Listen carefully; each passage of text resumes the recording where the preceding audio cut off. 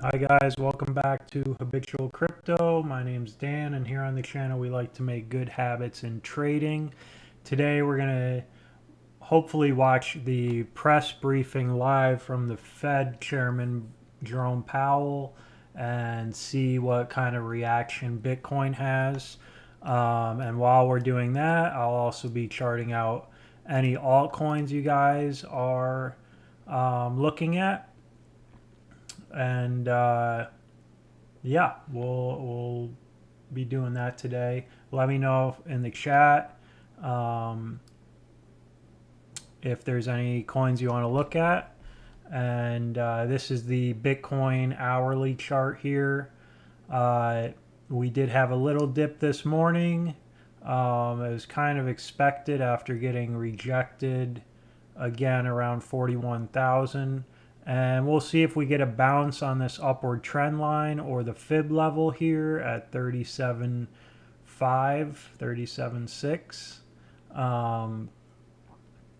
And yeah, and I'll turn the Fed chairman press briefing on as soon as I believe it's supposed to be on at 2 p.m. Eastern, which is in about 20 minutes. So I'll look and see if that's what's going on with that. Let me try to pull that up here.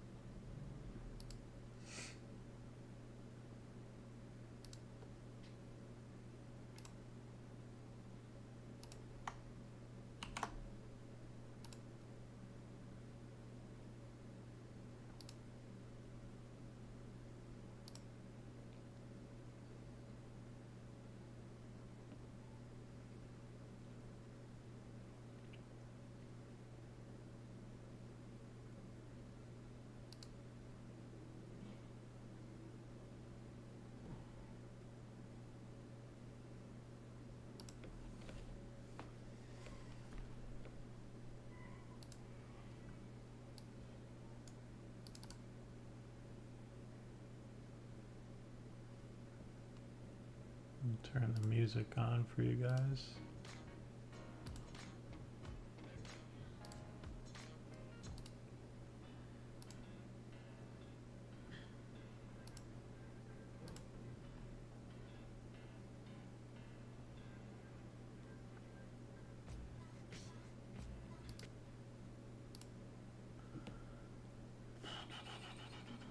Let's see here.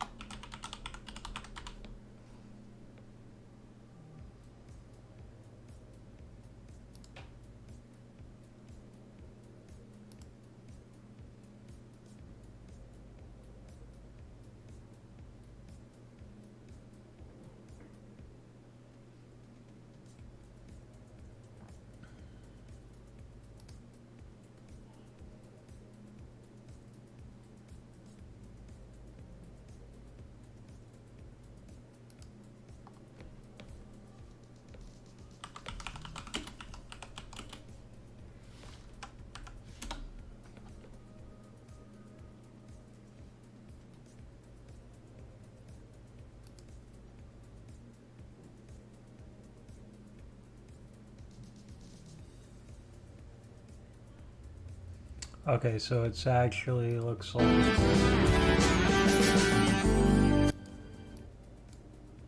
Looks like it's going to be on at 2:30, so about an hour and 20 minutes. So we will check that out when it happens.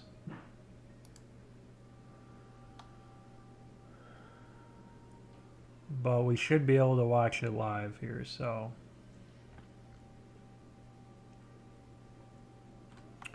yeah, so Bitcoin holding up around these levels, one of the previous highs it's finding support at.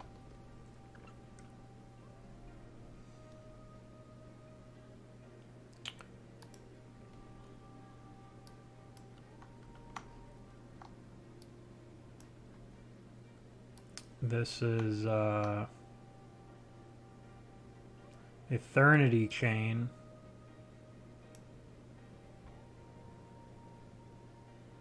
Not looking too bad. This is the Uniswap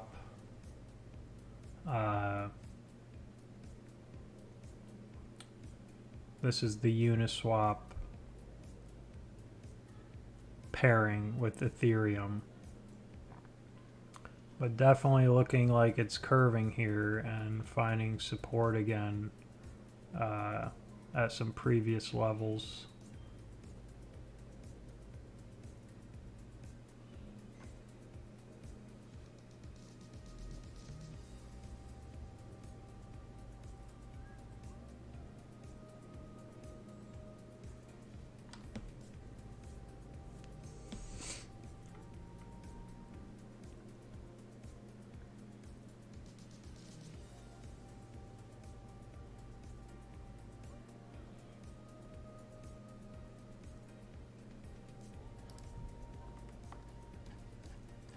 This is RLC, which I was talking about yesterday.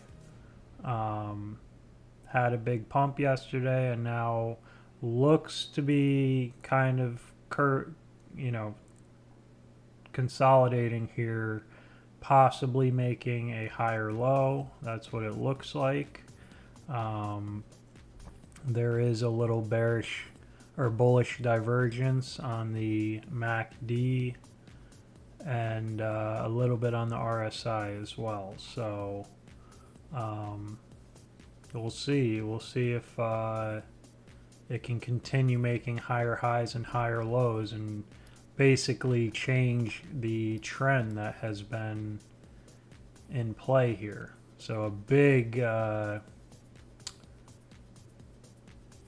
step would be getting above this previous resistance here, this previous high, and making support there. That would be a huge first step.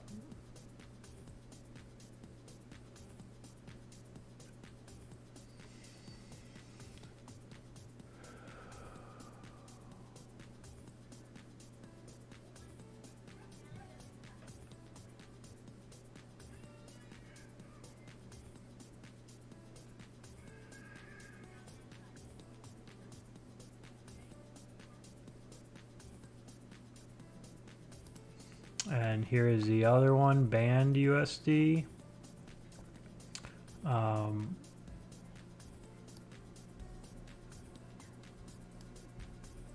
So it's the same sort of thing here. I tweeted about, there's bullish divergence on the RSI and the MACD on the hourly here.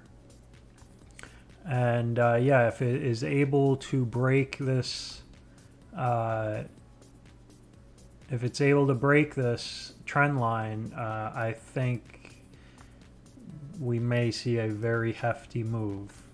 Not financial advice, but it's definitely one I'm keeping a close eye on. Yeah, and guys, I have added in the Twitch and YouTube bios a link to my Discord. So that's just live today.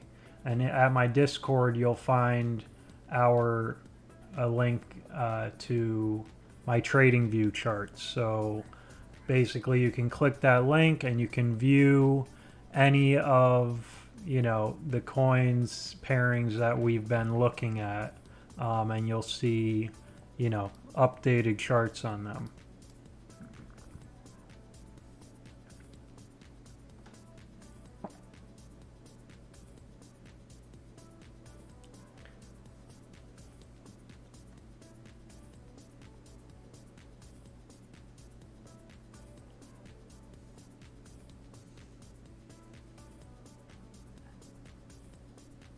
We do have Bitcoin dominance rising, and it is really testing the basically 46%. It's above that now, but it's been hitting this as resistance over and over again, and if it does finally break, I think we're probably headed up to around 48 where we topped out before.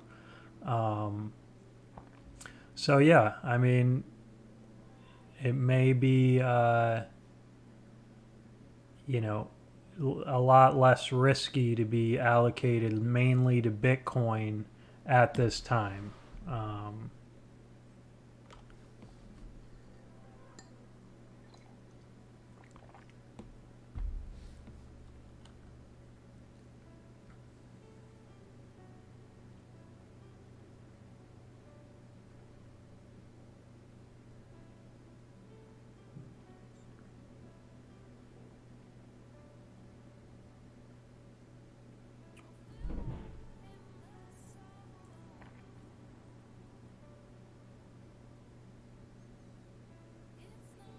Let's take a look at Cardano.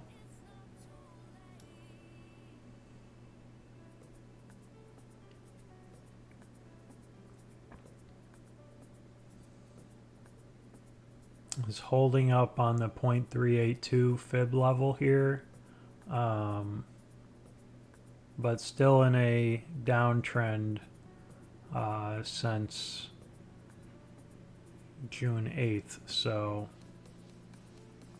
actually since June 1st.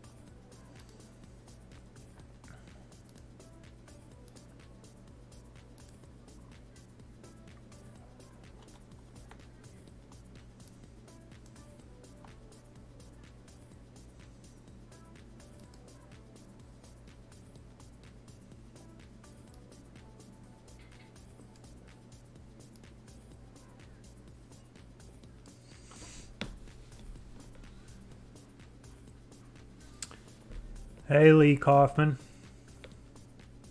how you doing, man?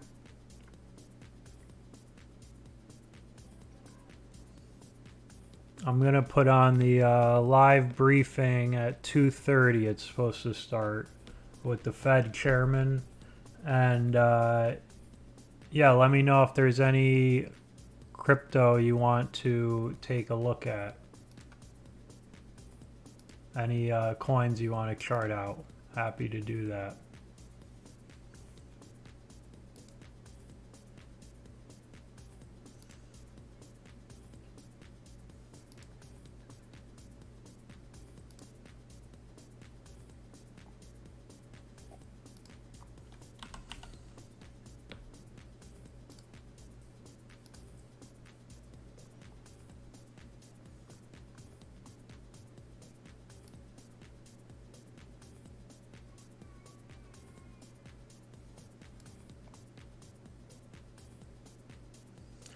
Yeah, most of the time the news, you know, I feel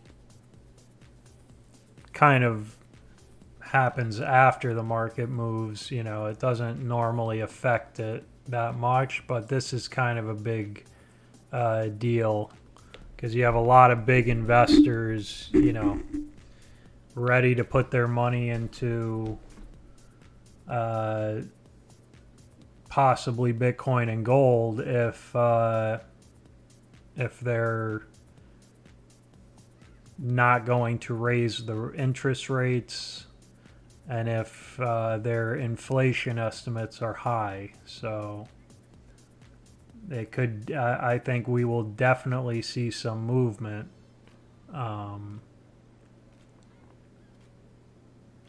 In Bitcoin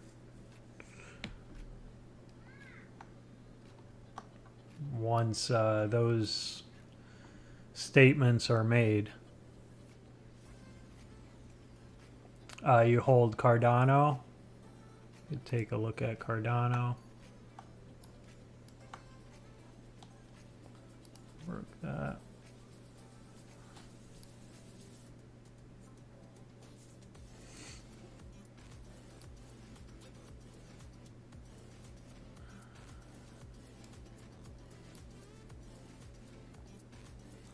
Currently trying to hold the short term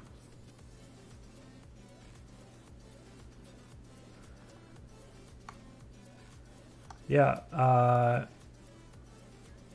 mean it looks like it's trying to hold this short term upward trend line here.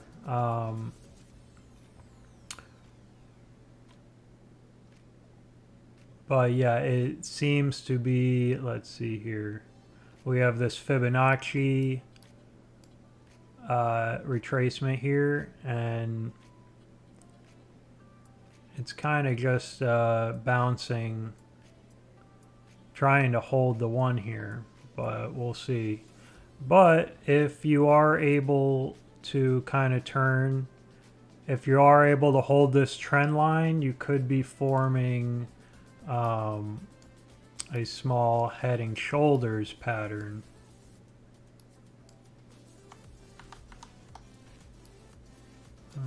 It's connecting there. So if this plays out, which is possible,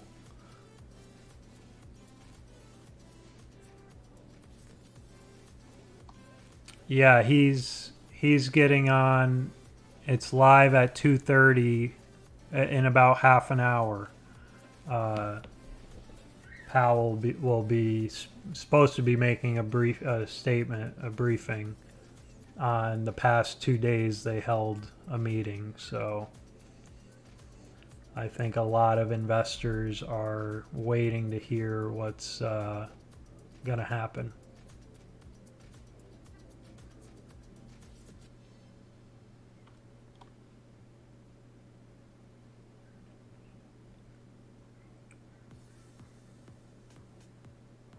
But yeah, Cardano overall, you know, continuing to make higher lows on the macro perspective here. So I think Cardano will do very well for the rest of this bull market. You just might have to be patient.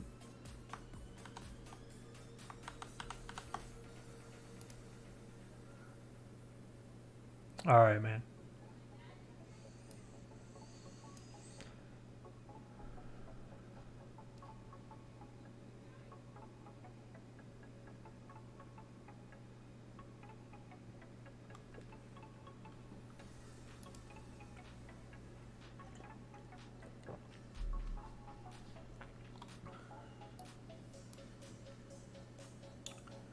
This is Kusama BTC. Got all the way, made all-time highs because of the parachain talk, and now is coming right back down now that the hype has died down.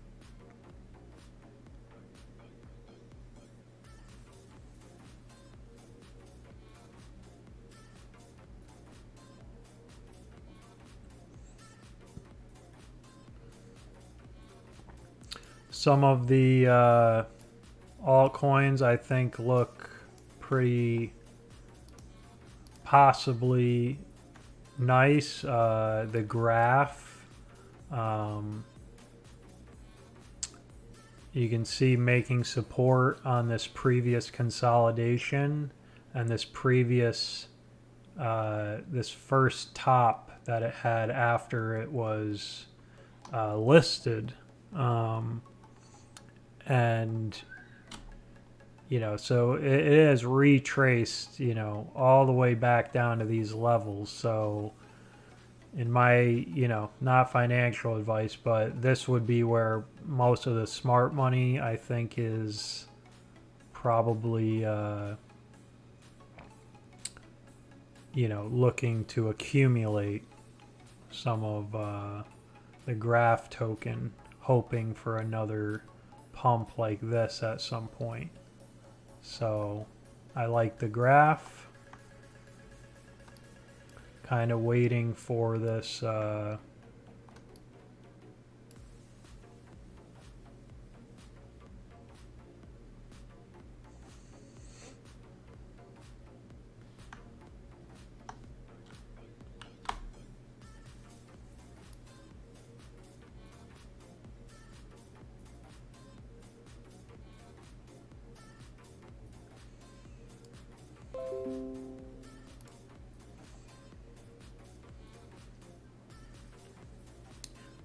kind of waiting for this to see what it does on this trend line here. If we break there, I would expect a decent move. Another one that we were looking at and now has broken down is You're in finance. So basically if we move it down to these levels where it bottomed out previously, might take even longer to play out here. So, but another one to keep an eye on here. And then we have Aave, BTC. Same sort of thing here.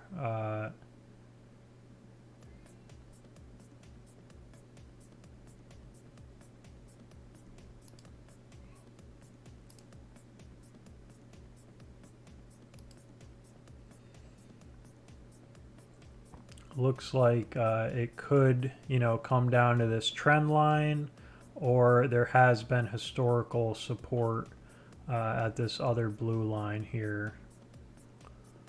Just wicks really, but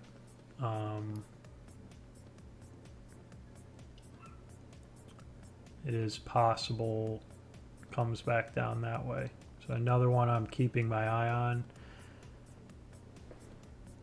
Hey,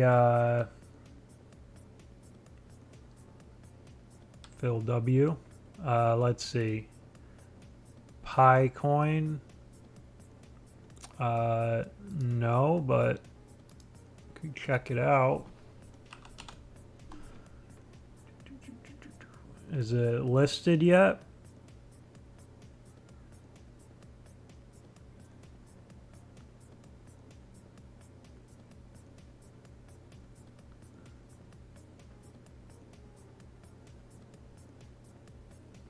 Is it Pleon?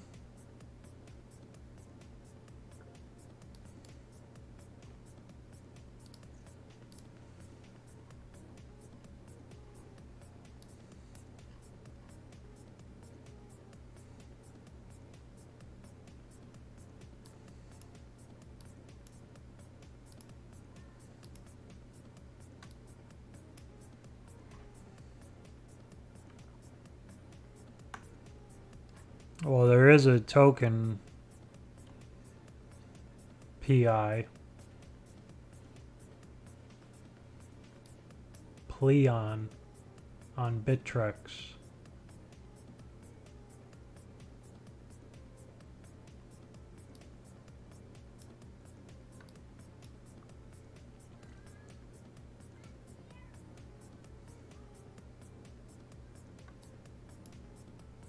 No, I don't know.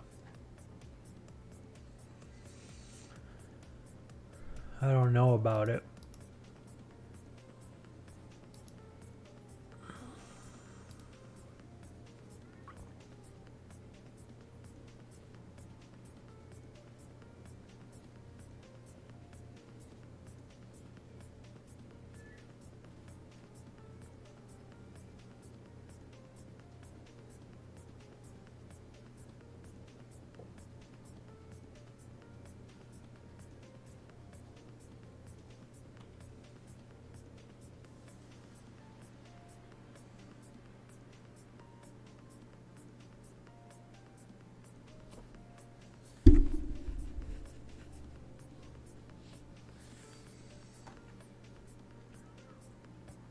Okay.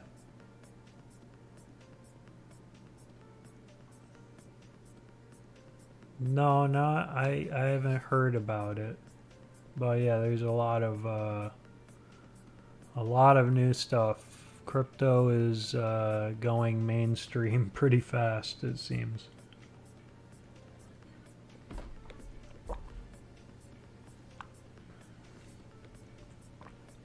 Yeah, if you guys like the content, be sure to subscribe on YouTube or follow on Twitch.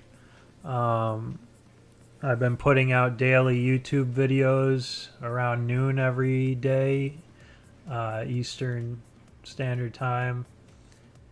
So you can check that out on YouTube as well. They're about 15 to 20 minute videos. And that gives some news of the day, and then Bitcoin and Ethereum and Bitcoin dominance analysis.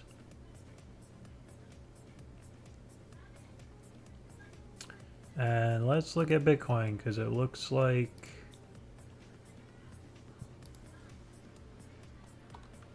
we might be getting some movement here.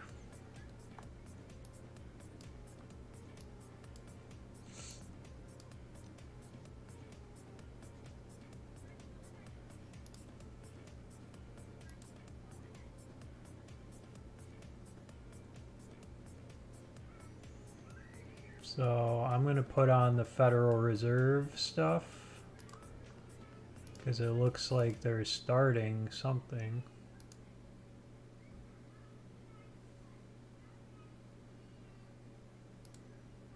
Monetary policy, which involves influencing interest rates and the availability of money and credit in our economy.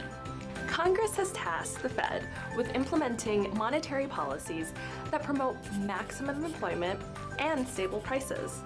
High levels of employment provide people with more economic opportunities, and stable prices promote growth by making it easier for households and businesses to plan for the future. Monetary policy decisions at the Fed are made by the Federal Open Market Committee, which includes all 7 members of the Board of Governors and presidents from the reserve banks. This committee meets regularly to assess the conditions and outlook for the economy. In addition to conducting monetary policy, the Federal Reserve also helps to supervise and regulate the nation's banks and works to promote a stable financial system for consumers, communities, and businesses. The Fed also works with communities, nonprofit organizations, and others across the nation to address housing problems, promote equal access to credit, and advance economic and community development.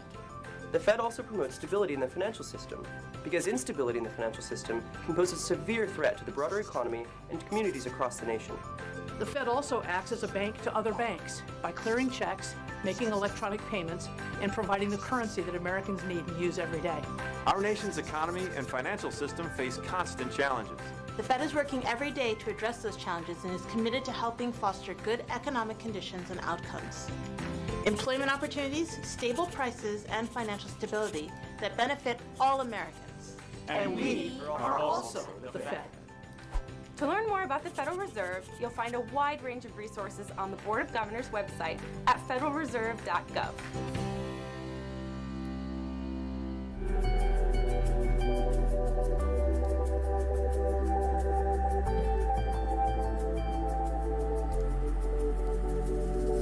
Okay, so that was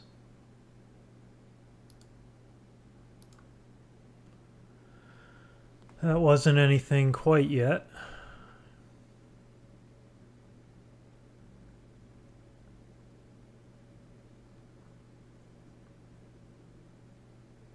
$230, I think it really gets going. But yeah, we did have a little pump for Bitcoin here on the hourly.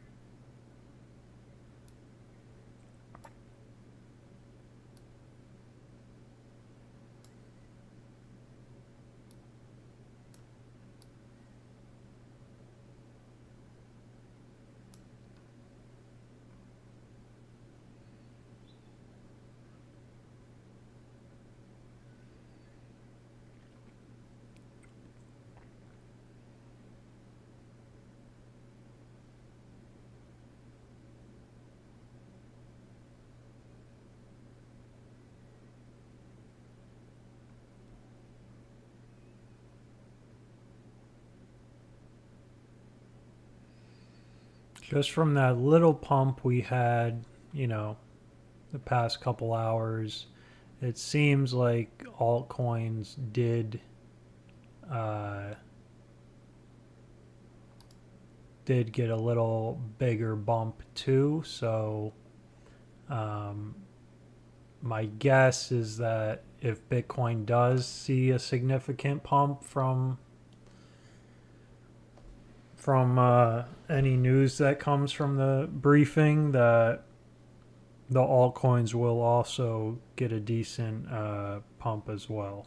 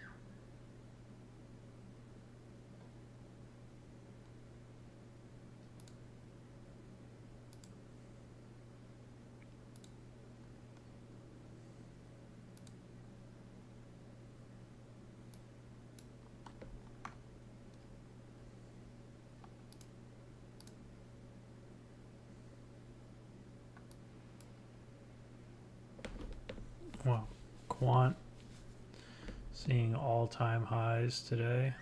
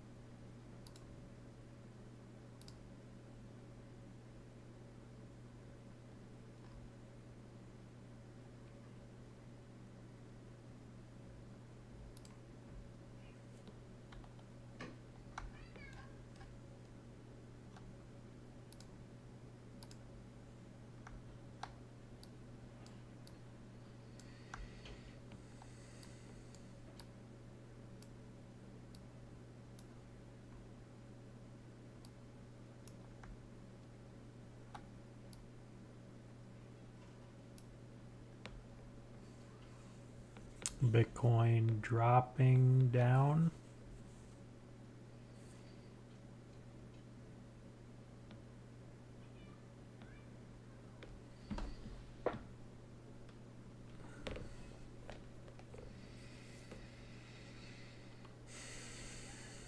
After that little pump, we came right back down. Not looking great.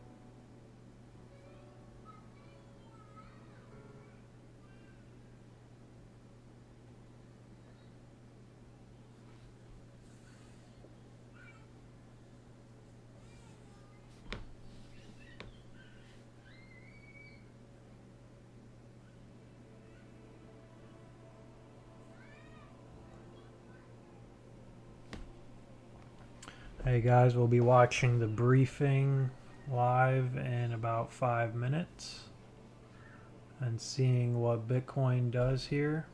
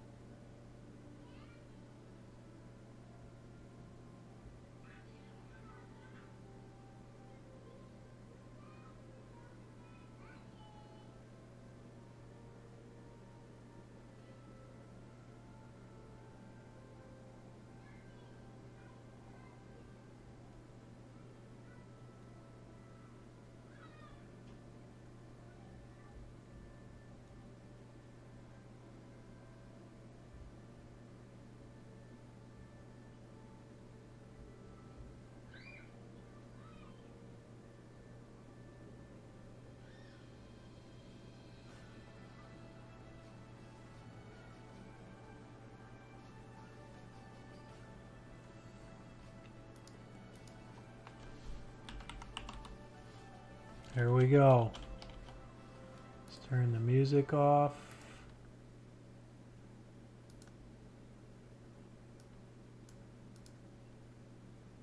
Today, the Federal Open Market Committee kept interest rates near zero and maintained our asset purchases. These measures, along with our strong guidance on interest rates and on our balance sheet, will ensure that monetary policy will continue to deliver powerful support to the economy until the recovery is complete. Widespread vaccinations, along with unprecedented fiscal policy actions, are also providing strong support to the recovery. Indicators of economic activity and employment have continued to strengthen, and real GDP this year appears to be on track to post its fastest rate of increase in decades. Much of this rapid growth reflects the continued bounce back in activity from depressed levels. The sectors most adversely affected by the pandemic remain weak, but have shown improvement. Household spending is rising at a rapid pace, boosted by the ongoing reopening of the economy, fiscal support, and accommodative financial conditions. The housing sector is strong, and business investment is increasing at a solid pace. In some industries, near-term supply constraints are restraining activity. Forecasts from FOMC participants for economic growth this year have been revised up since our March summary of economic projections. Even so, the recovery is incomplete, and risks to the economic outlook remain. As with overall economic activity, conditions in the labor market have continued to improve, although the pace of improvement has been uneven. Employment rose 419,000 per month on average in April and May, with the leisure and hospitality sector continuing to post notable gains. Employment in this sector and the economy as a whole remains well below pre-pandemic levels. The unemployment rate remained elevated in May at 5.8%, and this figure understates the shortfall in employment, particularly as participation in the labor market has not moved up from the low rates that have prevailed for most of the past year. Factors related to the pandemic, such as caregiving needs, ongoing fears of the virus, and unemployment insurance payments, appear to be weighing on employment growth. These factors should wane in coming months against a backdrop of rising vaccinations, leading to more rapid gains in employment. Looking ahead, FOMC participants project the labor market to continue to improve, with the median projection for the unemployment rate standing at 4.5% at the end of this year and declining to 3.5% by the end of 2023. The economic downturn has not fallen equally on all Americans, and those least able to shoulder the burden have been hardest hit. In particular, despite progress, joblessness continues to fall disproportionately on lower-wage workers in the service sector and on African Americans and Hispanics.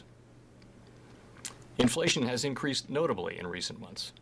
The 12-month change in PCE prices was 3.6% in April and will likely remain elevated in coming months before moderating. Part of the increase reflects the very low readings from early in the pandemic falling out of the calculation, as well as the pass-through of past increases in oil prices to consumer energy prices.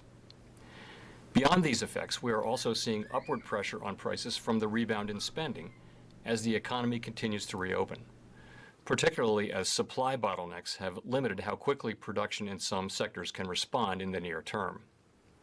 These bottleneck effects have been larger than anticipated, and FOMC participants have revised up their projections for inflation, notably for this year. As these transitory supply effects abate, inflation is expected to drop back toward our longer-run goal, and the median inflation projection falls from 3.4% this year to 2.1% next year and 2.2% in 2023. The process of reopening the economy is unprecedented, as was the shutdown at the onset of the pandemic. As the reopening continues, shifts in demand can be large and rapid, and bottlenecks, hiring difficulties, and other constraints could continue to limit how quickly supply can adjust, raising the possibility that inflation could turn out to be higher and more persistent than we expect. Our new framework for monetary policy emphasizes the importance of having well-anchored inflation expectations, both to foster price stability and to enhance our ability to promote our broad-based and inclusive maximum employment goal. Indicators of longer-term inflation expectations have generally reversed the declines seen earlier in the pandemic and have moved into a range that appears broadly consistent with our longer-run inflation goal of 2%. If we saw signs that the path of inflation or longer-term inflation expectations were moving materially and persistently beyond levels consistent with our goal, we'd be prepared to adjust the stance of monetary policy. The pandemic continues to pose risks to the economic outlook. Progress on vaccinations has limited the spread of COVID-19 and will likely continue to reduce the effects of the public health crisis on the economy. However, the pace of vaccinations has slowed, and new strains of the virus remain a risk. Continued progress on vaccinations will support a return to more normal economic conditions. The Fed's policy actions have been guided by our mandate to promote maximum employment and stable prices for the American people, along with our responsibilities to promote the stability of the financial system. As the committee reiterated in today's policy statement, with inflation having run persistently below 2%, we will aim to achieve inflation moderately above 2% for some time so that inflation averages 2% over time, and longer-term inflation expectations remain well anchored at 2%. We expect to maintain an accommodative stance of monetary policy until these employment and inflation outcomes are achieved. With regard to interest rates, we continue to expect that it will be appropriate to maintain the current 0 to 1/4% target range for the federal funds rate until labor market conditions have reached levels consistent with the committee's assessment of maximum employment, and inflation has risen to 2% and is on track to moderately exceed 2% for some time. As is evident in the SEP, many participants forecast that these favorable economic conditions will be met somewhat sooner than previously projected. The median projection for the appropriate level of the federal funds rate now lies above the effective lower bound in 2023. Of course, these projections do not represent a committee decision or plan, and no one knows with any certainty where the economy will be a couple of years from now. More important than any forecast is the fact that whenever liftoff comes, policy will remain highly accommodative. Reaching the conditions for liftoff will mainly signal that the recovery is strong and no longer requires holding rates near zero. In addition, we are continuing to increase our holdings of Treasury securities by at least $80 billion per month, and of agency mortgage-backed securities by at least $40 billion per month, until substantial further progress has been made toward our maximum employment and price stability goals. The increase in our balance sheet since March 2020 has materially eased financial conditions and is providing substantial support to the economy. At our meeting that concluded earlier today, the committee had a discussion on the progress made toward our goals since the committee adopted its asset purchase guidance last December. While reaching the standard of substantial further progress is still a ways off, participants expect that progress will continue. In coming meetings, the committee will continue to assess the economy's progress toward our goals. As we have said, we will provide advance notice before announcing any decision to make changes to our purchases. On a final note, we made a technical adjustment today to the Federal Reserve's administered rates. The IOER and overnight RRP rates were adjusted upward by 5 basis points in order to keep the federal funds rate well within the target range and to support smooth functioning in money markets. This technical adjustment has no bearing on the appropriate path for the federal funds rate or stance of monetary policy. To conclude, we understand that our actions affect communities, families, and businesses across the country. Everything we do is in service to our public mission. We at the Fed will do everything we can to support the economy for as long as it takes to complete the recovery. Thank you. I look forward to your questions. Mr. Chair. First, we'll go to Rachel Siegel, The Washington Post. Thank you, Michelle, and thank you, Chair Powell, for taking our questions. I'm wondering if you can walk us through expectations you have specifically when it comes to the labor market going into 2023. And I'm curious about people who may have left the labor market, who have yet to come back, or who may face issues with childcare, perhaps they've retired early. Any barriers that you see keeping people from the labor market as you consider full employment going into 2023? Thank you. Thank you. So I would say if you look at the labor market and you look at the demand for workers and the level of job creation and think ahead, I think it's clear, and I am confident that we are on a path to a very strong labor market, a labor market that shows low unemployment, high participation, rising wages for people across the spectrum. I mean, I think that's shown in our projections. It's shown in outside projections. And if you look through the current time frame and think 1 and 2 years out, we're going to be looking at a very, very strong labor market.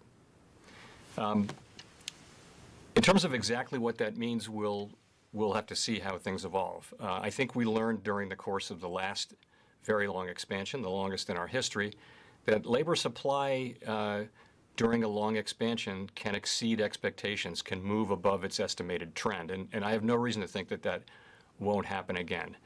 At the same time, we have seen, in terms of participation, we've seen a significant number of people retire. And so we don't actually know exactly what labor force participation will be as we go forward, but I would tend to look at it and think that it can return to high levels, although it may take some time to do that. But overall, this is going to be a very strong labor market. In terms of the near term, you ask as well. So we see a couple of things, a few things that seem likely to be holding back labor supply. There are very large amounts of job openings, and there are a very large number of people who are unemployed, and the pace of filling those jobs somehow feels slower than it might be. So I'd point to a number of things. The first of which is just that most of the act of sort of going back to one's old job, that's kind of already happened. So this is a question of people finding a new job. And that's just a process that takes longer. There may be something of a speed limit on it. You've got to find a job where your skills match what the employer wants. It's got to be in the right area. There's just a lot that goes into the function of finding a job. So that's sort of a natural thing. In addition, I would say that we look at, for example, a significant number of people still say that they're concerned about going back to work in jobs where there's a lot of public facing because of COVID. So that's clearly holding back some people, and that should diminish as vaccinations move ahead. There's also the question of childcare. Many are engaged in caretaking, and as schools reopen and childcare daycare centers open in the fall, or not in the fall, then we should see that supporting labor force participation by caretakers. Finally, unemployment insurance for something like 15 million people will either end or be diminished as we move through the summer and into the fall by the end of September. And I'd like some that may also encourage some to go back in and take jobs. So you would think that would add to an increase in job creation as well. So you put all those together, I would expect that we would see strong job creation building up over the summer and going into the fall. I will also say, though, the last thing I'll say is this is an extraordinarily unusual time, and we really don't have a template or any experience of a situation like this. And so I think we have to be humble about our ability to understand the data.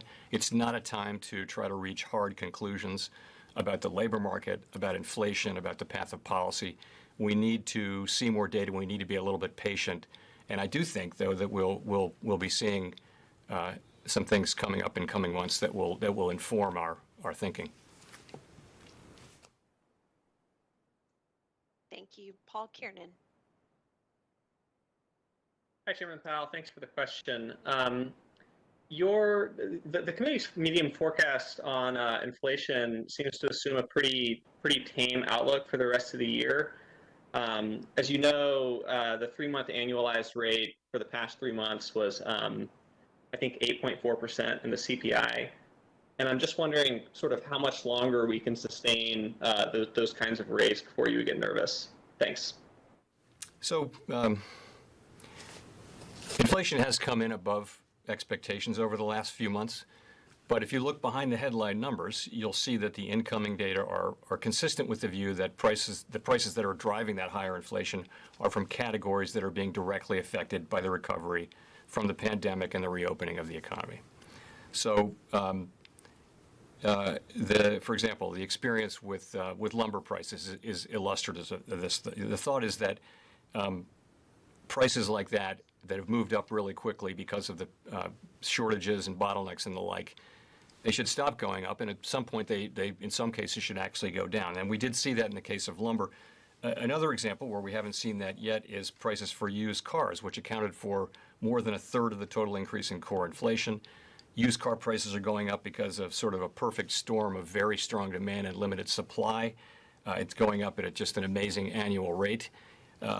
But we do think that it makes sense that that would stop and that, in fact, it would reverse over time. So we think we'll be seeing some of that. When will we be seeing it? We're not sure. That narrative still seems quite likely to prove correct, though, although, as I pointed out at the last press conference, the timing of that is pretty uncertain, and so are the effects in the near term. But over time, it seems likely that these very specific things that are driving up inflation will be temporary. And we'll be we're going to be looking. We'll be looking at the monthly pricing data. I'll also say that the labor market is going to be important both for the maximum employment goal, but also for inflation. And we'll be looking at that. And as I mentioned, we expect, and I expect, that we'll see increases in supply over coming months as the factors that we believe have been suppressing supply abate, wane, move down. So I can't give you an exact number or an exact time, but I would say that we do expect inflation to move down. If you look at the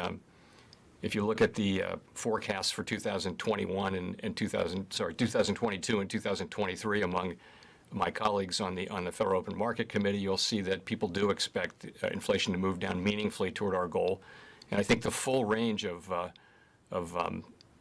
inflation projections for 2023, it falls between 2 and 2.3%, which is consistent with our goals. Thank you. Now we'll go to Ilan Mui at CNBC. Hi, thank you, Chair Powell, for doing this. My question for you is that you mentioned that your colleagues did have a discussion about the progress that you're making toward your goals in order to consider tapering your asset purchases. In that discussion, you said that you haven't made substantial progress yet, but that you expect to continue to make progress. In that discussion, did you guys talk about a timeline for when you expect to see that progress be made and when you might consider starting to reduce those purchases? Right. So I expect that we'll be able to say more about timing as we see more data, basically. There's not a lot of more light I can shed on that. But you can think of this meeting that we had as the talking about meeting, if you like. And I now suggest that we retire that term, which has served its purpose well, I think. So committee participants were of the view that since we adopted that guidance in December, the economy has clearly made progress, although we are still a ways from our goal of substantial further progress. Participants expect continued progress ahead toward that objective. And assuming that is the case, it will be appropriate to consider announcing a plan for reducing our asset purchases at a future meeting. So at coming meetings, the committee will continue to assess the economy's progress toward our goals and will give advance notice before announcing any decision. The timing, of course, Ilan, will depend on the pace of that progress and not on any calendar. Thank you. Now we'll go to Chris Rugaber, AP. Right, thank you. Well, you mentioned, let me ask about inflation expectations. You said they were, I think you mentioned in your opening statement that you saw them as within target. Does that mean that some of the shorter term measures we've seen out there, such as the New York Federal Reserve's 3-year outlook, which jumped a bit, should those sort of be dismissed? And are we only looking at longer term inflation expectations? And would you describe those as still well anchored at this point? And on a related note, would the Fed consider publishing its index of common inflation expectations on a monthly basis? Thank you. So we do tend to look at the longer term inflation expectations because that's really, we think, what matters for inflation. The shorter term ones do tend to move around based on, for example, gasoline prices. So you'll see if gasoline prices were to spike, you'll see the shorter-term inflation expectation measures, particularly the surveys, move up, and that's maybe not a good signal for future inflation if gas happens to spike and then go back down again. So yes, I think if you look at the broad range of longer-term inflation expectations, they've moved up. They moved down at the beginning of the pandemic, sort of further exacerbating concerns that we might find ourselves where, for example, the ECB and the Bank of Japan have been, where you have expectations and inflation itself sliding down, and you have a really hard time stopping that process once it begins. So that was a concern. So it's good, actually, to see longer-term inflation expectations move back up to a range. It's a range that's consistent with what our objectives are. These are not precise measures, and they contain risk premiums of various kinds, and that's why we look at a broad range of them and tend to look at the movement of that broad range of indicators, which are from surveys of economists, surveys of the public, and also market-based. It's a wide index, as I'm sure you know. We look at that and we see them back in the range where they were, and by the way, they've been broadly higher than that, somewhat modestly higher than that, not so many years ago, at a time when inflation was still anchored and at around 2% or maybe even a little bit below. So the answer is yes, I think they are anchored, and they're at a good place right now. It's gratifying to see them having moved up off of their pandemic lows. And as you know, it's fundamental in our framework, our new framework, to assure that longer-term inflation expectations are anchored at a place that is consistent with our goal. We think that's an important reason. If inflation expectations are not anchored at a place that's consistent with your goal, it's not clear why you would expect to hit your goal over the longer term. So it's important. Okay, now we'll go to James Politi with the FT. Chair Powell. Hi, thanks, Chair Powell. Your economic projections today forecast 7% growth in 2022, unemployment of 4.5%, and core inflation of 3%. If those conditions are achieved by the end of the year, would that constitute substantial further progress in your mind? And kind of more broadly, when you look at the sort of median forecast for interest rates in 2023, showing not one but two interest rate increases at the time, is this kind of, can you describe the sort of tone of the discussion in the committee, and are we really moving towards sort of a post-pandemic stance? Is there greater confidence that the recovery will be a full recovery sooner than expected?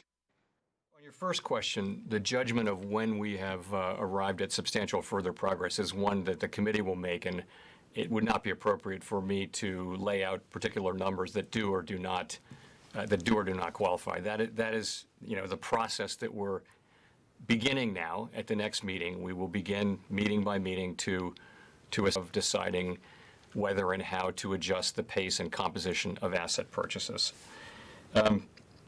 In terms of the two hikes, so let me say a couple things. First of all, not for the first time about the dot plot. These are, of course, individual projections. They're not a committee forecast. They're not a plan. And we did not actually have a discussion of whether liftoff is appropriate at any particular year, because discussing liftoff now would be highly premature. It wouldn't make any sense. In our if you look at the transcripts from 5 years ago, you'll see that sometimes people mention their rate path in their interventions. Often they don't.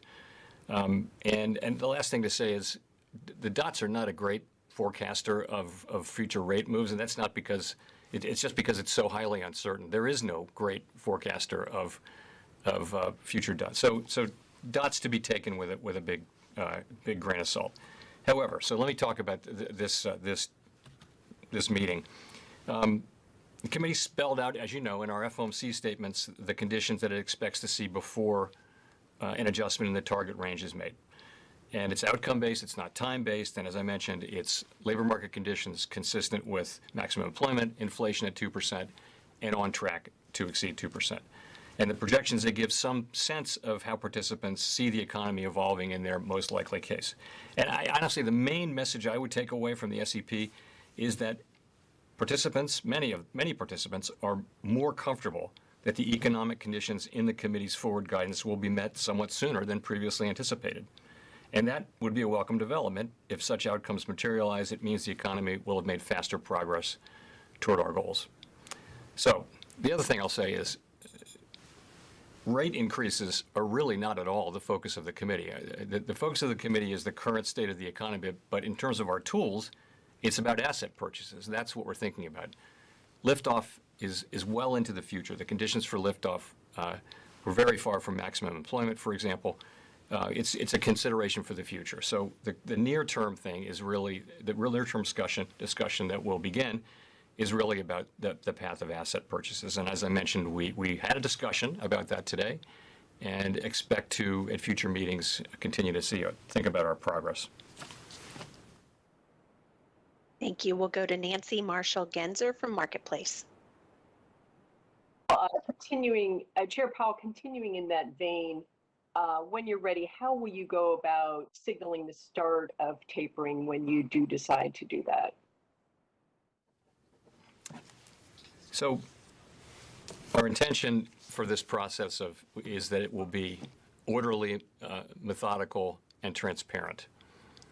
And I can just tell you, we see real value in communicating well in advance what our thinking is, and we'll try to be clear. And as I mentioned, we'll give advance notice before announcing a decision to taper.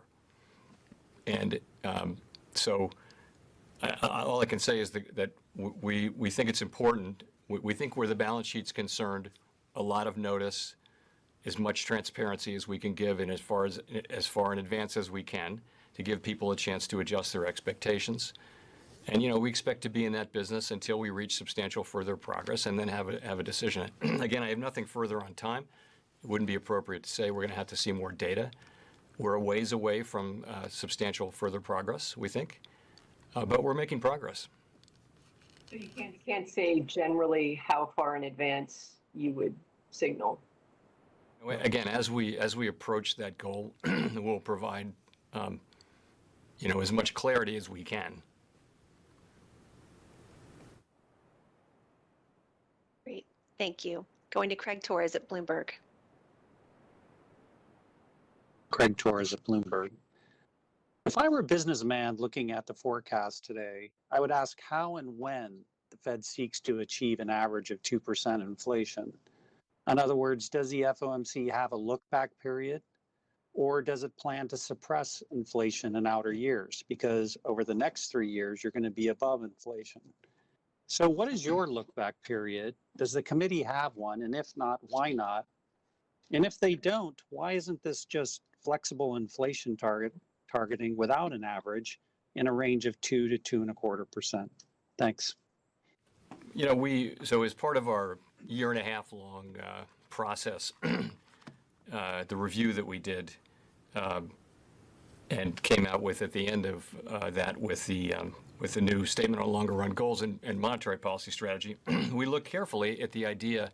We've all read all of the literature around different formulas for makeup and things like that, and we concluded, and I strongly agree, that it's not wise to wed yourself to a particular formulation of that. So we did adopt a discretionary. There's an element of discretion in it. It says that we will seek inflation that runs moderately above 2% for some time, and it's meant to create a broad sense that we want inflation to average 2% over time, and that under the old formula, under the old framework. What was happening was 2% was a ceiling because all of the errors were below. You were always getting back to 2%, so you were bouncing back and forth between 1.5 and 2, and we wanted them to be centered around 2. So that's the approach that we're taking. Hey, Trip. You're right, it's not a formulaic approach. We were clear on that when we patterns. announced the framework. Was there another part of your question, Craig? Whenever I see one in play, I'll definitely point it out. That pretty much answers it, Chair. What coin were you looking at? Thank you. Now we'll go to Michael Derby.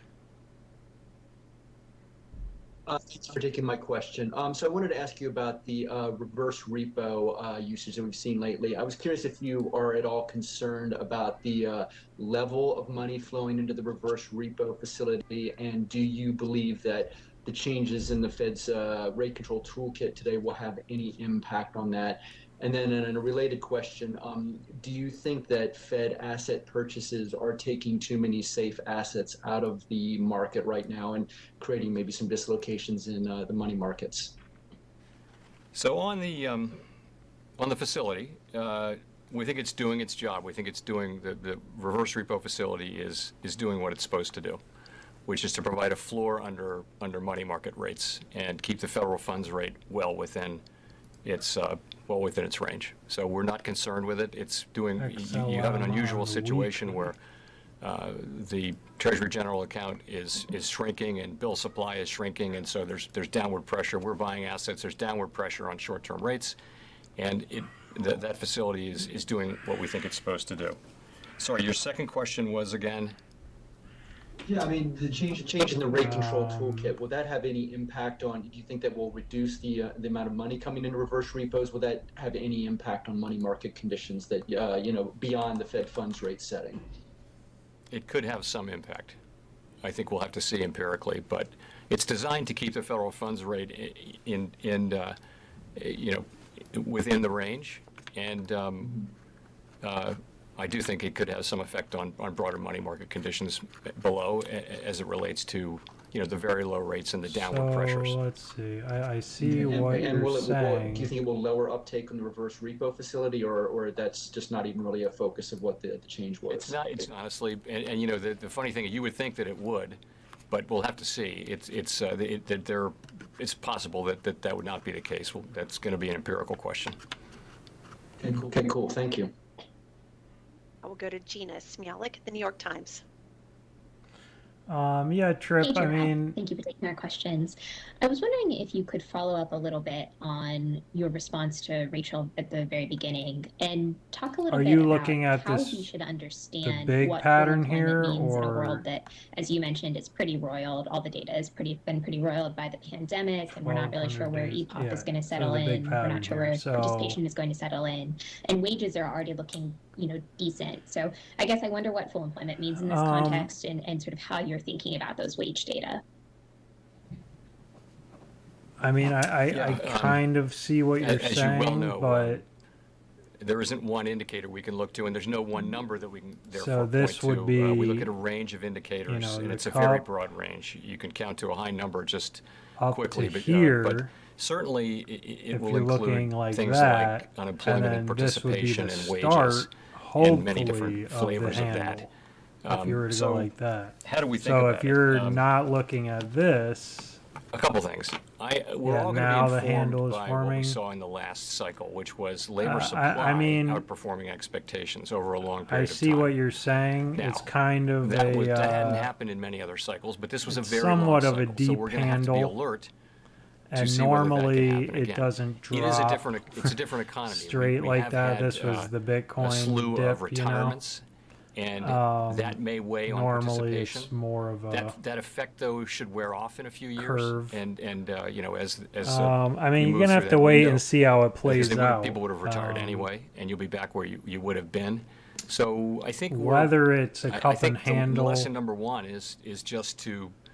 I mean, it's definitely not valid careful, yet. It needs about to get assessing all the way maximum back employment. up to here. And, and I without think if even you, during looking the at last it like a cycle, cup and there handle, were if waves you're of looking concern that at we were like reaching the full employment daily, as early, as you're 2012 when I arrived at the hoping- Fed, and 9 years later, 8 you're years hoping later, after this we were still dip creating that jobs. you and- start and, to it's quite curve remarkable. So anyway. we're all going to be informed by that. So At the same time, I mean, we understand if this that is a different happens, economy.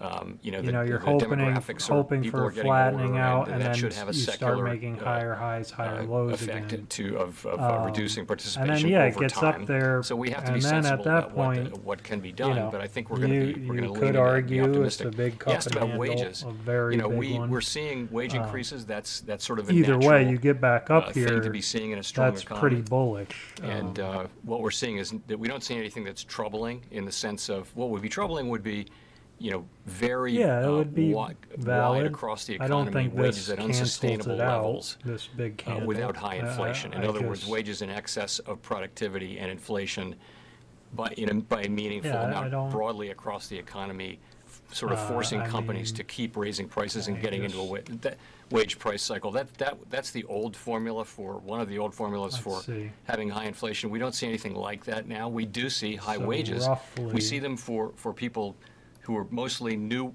entering into new jobs, many of them in low-skilled jobs, and but we do think you've got a thing in the labor market right now where supply and demand are just not matched up well, and we think it's a flexible economy and it will clear. There will be a supply, and if you look at the forecasts, we're going to be in a very strong which really labor isn't market. crazy if Pretty quickly here. There's still a big group of unemployed it's not people, crazy if and, this we're bull not gonna cycle forget about plays them. out. We're gonna the do everything way we can to get people back a into lot of work and people give them the think it chance will. to work.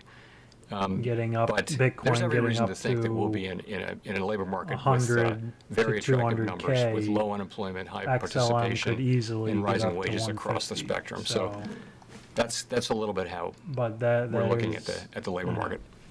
That's if the bull market plays out. Thank you. Now the we'll go way to a Hannah lot of Lang are at the American hoping. Banker. Hi, I wanted to ask about the status of your thinking around the supplementary leverage ratio right now.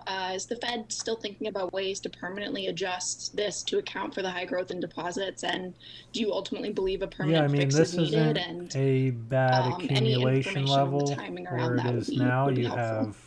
have Historical, we're working on it. Don't have anything to share with you in terms of the particulars or the timing right now, unfortunately. But we've always, our position has been for a long time, and it is now that we like the leverage ratio to be a backstop to risk-based capital requirements. February, when leverage requiremements are basically binding, it does skew incentives for firms to substitute low-risk assets for high-risk ones. If you lose it's a straightforward that, you're thing. probably coming and because down of the to substantial increase in reserves, 23 treasuries, and other cents. safe assets in the banking system, the SLR And is that- rapidly ceasing to would be be the your intended first backstop support, and then, for our big firms that we want it to be. So we do think it's appropriate to consider 12.5 cents would be your ways to second adapt support. it to this But new let's hope high a reserves lot of environment, altcoins are and we're gonna looking hard at start, the issue. you know, We would also, just to be flattening really out clear, we will take whatever actions are necessary to assure that any changes we do make or recommend do not erode the and overall start heading strength back up. of bank capital requirements. So sorry, I can't give you any more. That's just something we're working on. Thank you. Now we'll go to Anakin Tappa at CNN Business. Hi there. Thanks for taking my question. Chairman Powell, the price jumps we've seen in some raw materials, lumber, for example, you mentioned it earlier, Thanks for the seem to be follow, easing, and it Salandi. looks like we're at the beginning of suppliers catching up with demand. But I wonder if you're worried at all if we're going to end so that up with would excess be supply like immediately a after those shortages wear off, and if we just continue this 15x. mismatch as we're recovering and getting out of the pandemic economy. And I wonder At the very how that would peak affect of the Fed's outlook at all. the top of XLM, that is which really will not the problem probably we're having have right now, but happen and actually days people who work after in Bitcoin commodity tops industries are out. very focused on that because they know that they don't want to build capacity and then it's find out that it's not possible. necessary. Yeah.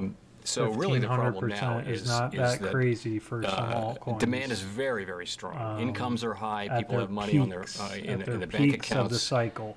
Demand for goods was is way higher than extremely that. high, and it hasn't There was way higher come down. percentages We're in the seeing the previous service cycle, sector so it's reopening, not crazy and so to you're seeing think. I don't think prices every are moving back altcoin up is going off to their go that lows crazy, there. but But in terms of XLM overcorrecting, I mean, is I think there is a has possibility on some the other decent side of this fundamentals, so that possible. inflation could actually be quite low going forward. But that's not really where our focus is right now. Our focus right now is we need to, our expectation is that these Thanks these for the high subscribe, inflation readings that we're Sawandi. seeing If now you guys like the will content, start to please abate, and that's give what we a think. And it'll follow be or like the subscribe on lumber experience, YouTube and and Twitch. like we expect the used car experience to be, with things like You airplane can tickets also and hotels, which are the other two join the factors in the most recent Discord. CPI The report link that is went up a in lot. the We expect that bio, those and prices will at the get back up to Discord where you they can were, but find there's no reason to think that they're going to my keep going up a trading lot. view link to Because if they are, people so you will can build look new at all the hotels. There's no charts reason for supply and that demand to we be out of whack in the chart hotel out business at over any any period of time you time. So want. we think that'll happen.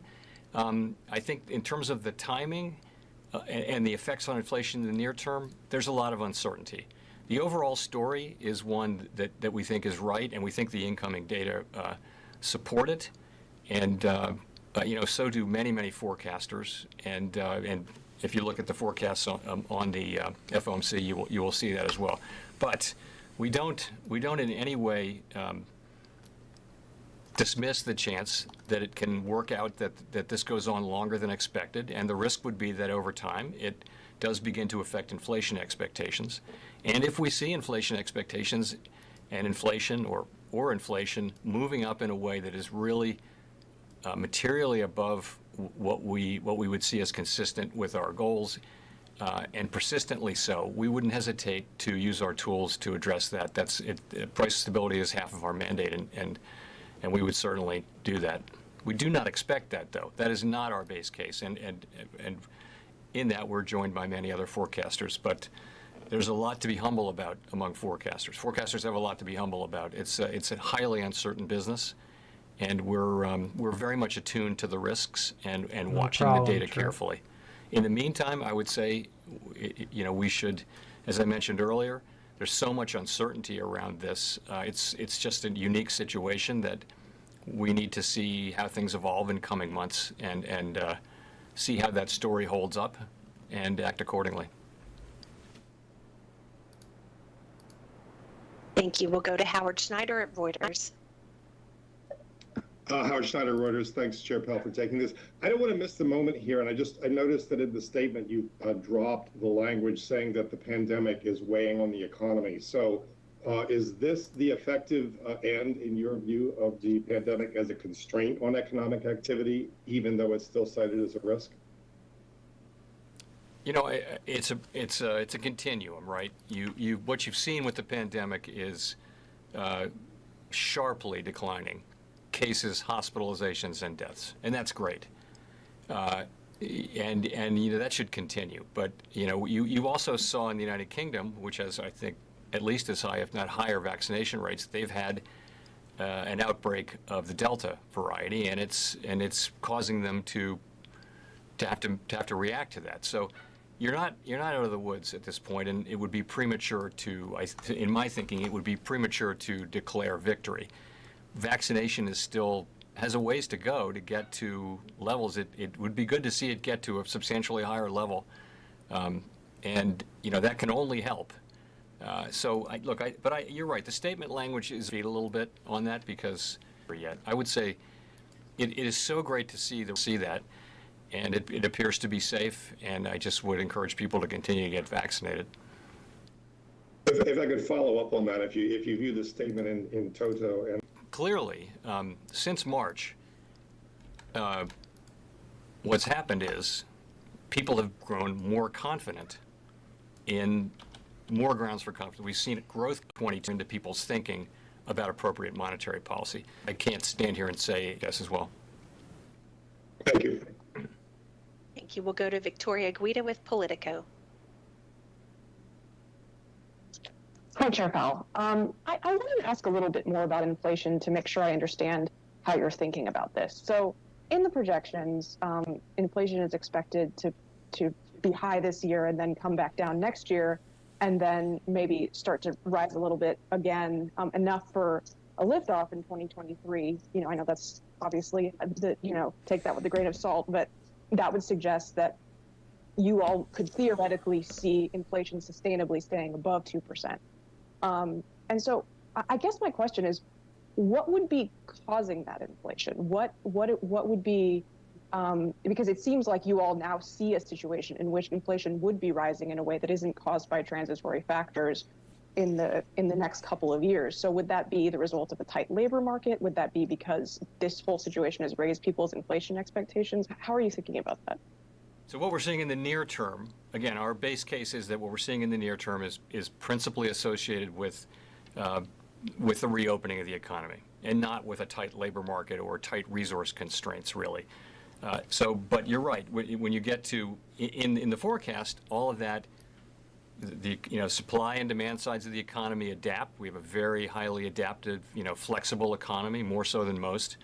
And by 2023, those increases are really about rising resource utilization, or to put it a different way, low unemployment or high employment is a way to think about it. So that's what that's about. That's about the kind of broad inflationary pressure that results from a really strong expansion, tightening up resource utilization across the whole economy, and lifting up inflation. That's why, that's why you would see it then, because by then, in the forecast, and it's just a forecast, they're just individual forecasts. In people's forecasts, that's what's happening. So the change in the projections reflect the fact that you all are more optimistic about the economic outlook, and not necessarily that you think that this will change the way people think about inflation. Yeah, I think there may be an element of the latter as well, because inflation expectations have continued to move up. It's all in people's individual thinking, and you can't. It's hard to say. It's not something the committee debates in terms of what the outlook is for 2023. So I'm a little bit speculating, which I shouldn't do, but I wouldn't surprise me if there's an element for some people in seeing the inflation performance that we've had and thinking that I have more confidence that we could see inflation above 2%, that it may not be as hard to do that as we thought, and that inflation expectations may move up to a level. They were really at a level that was kind of a little below 2%. They might move up as a consequence of this, or as a consequence of the new framework. We did see inflation expectations moving up in the wake of the announcement of the framework, but we don't really know that. So ultimately, I think it's consistent with both those things. Thank you. Now we'll go to Greg Robb at MarketWatch. Hi, thank you for taking my question. Chair Powell, I'm just looking at the forecast, and the one thing I just don't think it's been talked about all that much is how much the Fed thinks that the economy is going to slow next year. I mean, are we looking at a scenario of a slowing economy next year as with higher inflation? And what do you think about that? We're looking at an economy that will not have the degree of fiscal support. The fiscal support in the forecasts is much less than it was this year. But you've still got a very strong growth, well above the longer run potential output of the economy. You've got growth meaningfully above that, and inflation is lower next year in all of our forecasts. I think the range of core PCE forecasts for next year is 1.7 to 2.5 in 2022, and 2 to 2.3 in 2023. So you're right. You're seeing. I can't remember the number, but it might be in the 3.5% growth for next year. That's a really good year, coming on the back of a 7% growth year. That's a really good year. That's a year with a lot of momentum. That'll cause significant job creation, and it will. I mean, we would take 3.5%. We didn't have a 3.5% growth year. We didn't have a 3% growth year between the global financial crisis and the end of the expansion. So that would be a good year. Doesn't it seem like there's a risk of like stagflation, where that you're going to go from 7% and down? That means the economy is really dropping in some way. We haven't seen that, right? The economy's not the economy is still growing, and growing at a very healthy rate. Our estimate, I mean, different people have different estimates, but broadly speaking, economists think the economy has the potential to grow at around 2% per year. If you're growing above that, then the unemployment rate should be declining. People should be being pulled into the labor force. Wages should be going up. Lots of things should be happening. Businesses should be investing. So, I guess to answer your question a different way, is there a risk that inflation will be higher than we think? Yes. As I said earlier, we don't have any certainty about the timing or the extent of these effects from reopening, and therefore we don't think that we think it's unlikely that they would materially affect the underlying inflation dynamics that the economy's had for a quarter of a century. The underlying forces around the globe that have created those dynamics are intact, and those are aging population, low productivity, globalization, all of those things that we think have really held down inflation. All that's out there still. When we get through this, we'll be facing those same forces. Nonetheless, is there a risk that inflation will remain higher than we thought? Yes, and if we see inflation moving above our goals in a time, to an extent, to a level or persistently enough, we would be prepared to use our tools to address that. Thank you. Going to Brian Chung with Yahoo. Brian Chung, Yahoo Finance. On that point, you talked about maybe some of the more structural changes in that last answer with regards to productivity. I noted that the median projection for R-star, the longer-term interest rate, is still the same at 2.5%. But there's been some literature out there that maybe the COVID crisis could have actually changed some of the underlying fundamentals of the economy and maybe changed productivity, in addition to combine with demographic changes that have already been in effect to suggest that longer-term neutral rate or R-star might be higher. What would the implications of that be for monetary policy? Do you think that maybe the Fed could have the possibility of underestimating the long-run neutral rate, and what might be the impact of that? A higher neutral rate would mean that interest rates would run higher by that amount, and that would be a good thing from the standpoint of the economy, because it would give the Fed more room to cut rates. The problem with interest rates being close to the lower bound, of course, is that it really cuts into our ability to react to a downturn, for example, a pandemic. And if you look, for example, at the European Central Bank, their policy rate was well below zero when the pandemic hit. So we don't want to be in a place where we can't react. A higher neutral rate would be, from that narrow standpoint, would be a good thing for us. It would give us more room, and therefore then that would tend to result in better outcomes for the economy over time. You can't estimate it with great precision. I think we would be alert to, studying R-star is a whole industry unto itself, and I think we would be alert to factors that might raise R-star, the neutral rate of interest. And we'd try to keep up with that, and I think we're all thinking about that and the possibility of that. There are a lot of stories right now that essentially could lead to higher productivity growth and higher R-star. We don't know which of those stories will come true, but I'll give you an example. It's just there are a lot of startups, a lot of early stage companies, and is that going to have that effect? We don't know, but we'll be watching those things carefully. Great. Thank you. For the last question, we'll go to Michael McKee at Bloomberg TV. Mr. Chairman, of course, you'll be shocked to learn that you have some critics on Wall Street, and I would like to paraphrase a couple of their criticisms and get your reaction to them. One is that the new policy framework is that you react to actual data and do not react to forecasts, yet the actual inflation data is coming in hot, and you're relying on the forecast that it will cool down in order to make policy. I wanted to get your view on how you square that. Another is that you have a long runway, you've said, for tapering with announcements, but if the data keep coming in faster than expected, are you trapped by fear of a taper tantrum from advancing the time period at which you announce a taper? And finally, you've said the Fed knows how to combat inflation, but raising rates also slows the economy. And there's a concern that you might be sacrificing the economy if you wait too long and have to raise rates too quickly. So that's a few questions there.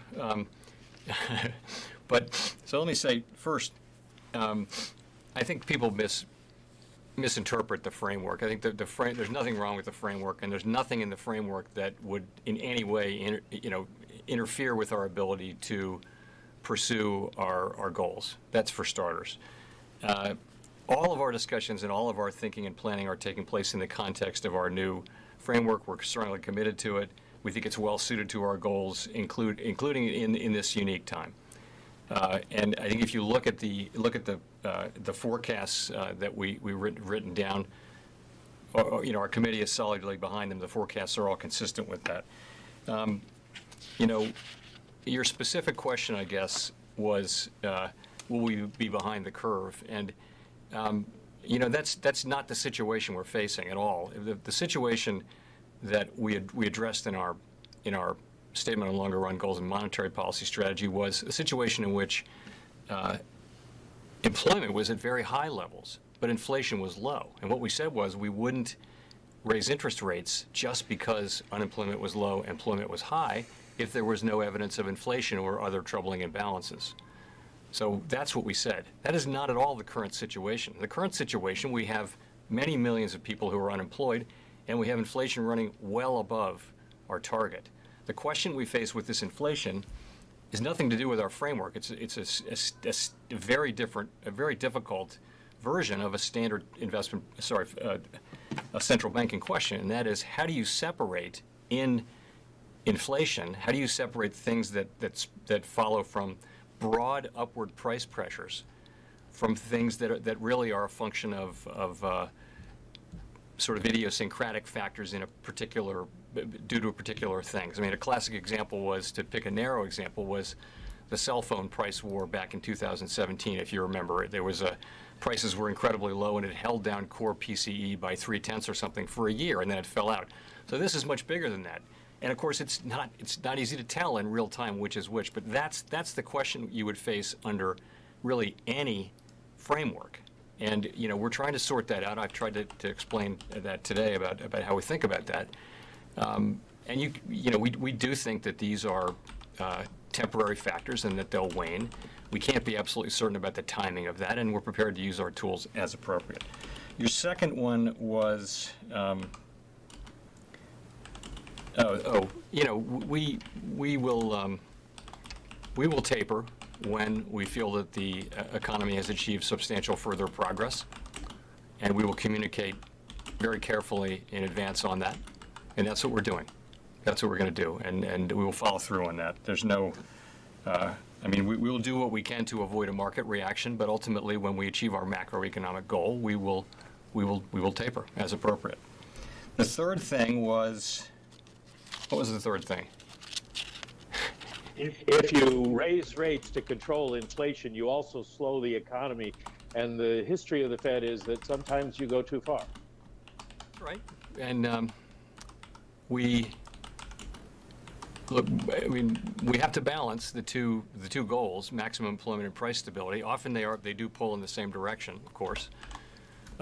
But when we raise interest rates to control inflation, there's no question that it has an effect on activity, and that's one of the channels through which we get to inflation. We don't think that we're in a situation like that right now. We think that the economy is recovering from a deep hole, an unusual hole, actually, because it's to do with shutting down the economy.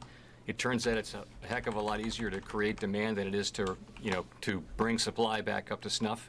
That's happening all over the world. There's no reason to think that process will last indefinitely.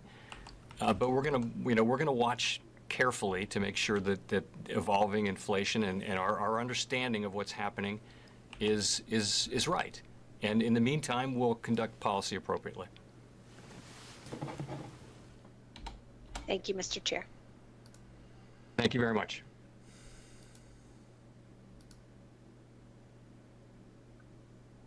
All right, guys, so that's all I got for you today. Be sure to give us subscribe or follow. Not much happened with the with Bitcoin during that conference. We had a couple wicks up and down, but price relatively the same. So we'll see if anything happens towards close tonight. But if I'll be on tomorrow at 1:30 p.m. Eastern, and my daily YouTube videos are coming out around noon every day Eastern. So go check them out on YouTube and subscribe there if you haven't. Yeah, so they're kind of being vague. They don't think inflation will go up too much, and it will basically balance out in 2 to 3 years, so there's nothing to worry about. That's pretty much what he said. Rates are going to stay the same, interest rates, so yeah, I mean, if you are, if if you have any common sense and don't take everything they're saying, seems like they're beating around the bush a lot and buy Bitcoin. So,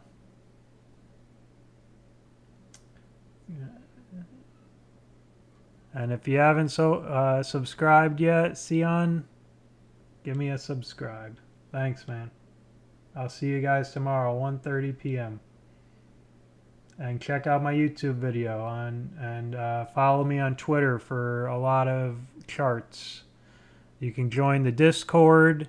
The link is below or on my profile, and there you can get access to all of the TradingView charts as we, chart them out in real time.